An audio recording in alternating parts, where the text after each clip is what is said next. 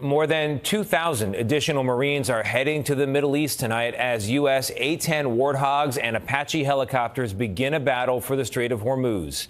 Senior national correspondent Charlie D'Agata has new developments from Tel Aviv tonight. Good evening, Charlie. Good evening to you, Tony. In a post on social media, President Trump said we are getting very close to meeting our objectives, and he's considering winding down our military efforts, his words, while at the same time sending thousands more U.S. forces to this region.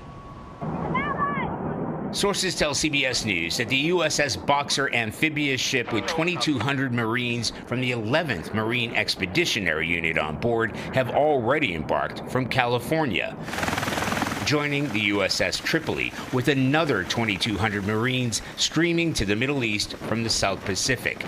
That gives commanders the option of deploying ground troops if needed, or providing further firepower to break Iran's stranglehold on the Strait of Hormuz. And despite weeks of bombardment from U.S. and Israeli forces, including targeted strikes on the country's paramilitary groups, Iranian missiles and cluster bombs rained down across Israel today. From a random highway in central Israel to a roundabout in the north, to a missile strike in the ancient Old City section of Jerusalem.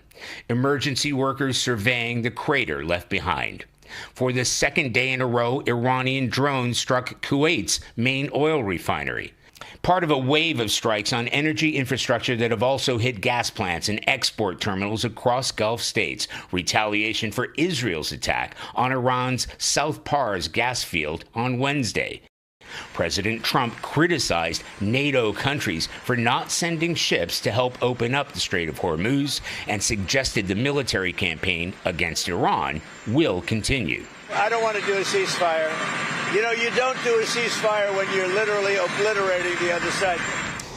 Well, contrary to any notion of a ceasefire, multiple sources tell CBS News that Pentagon officials have made detailed preparations for deploying ground forces into Iran, including the deployment of the 82nd Airborne Division to the Middle East.